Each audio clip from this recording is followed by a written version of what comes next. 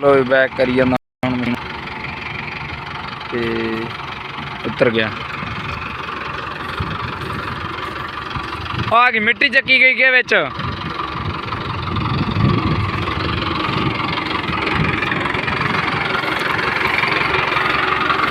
मिट्टी चक्की गई है ना कोई ढेरी। हाँ वो चुहैन खड्डाइयां नहीं बट्टियां वो मिट्टी है। चल मैं कढ़दा परले पासे जाके यार चुहैन खड्डा सी कुछ सलाबा यार पानी पूनी लाया सी बई।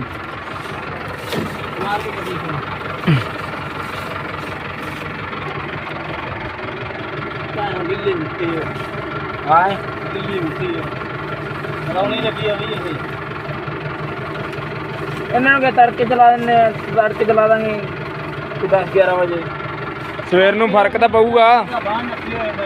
हाँ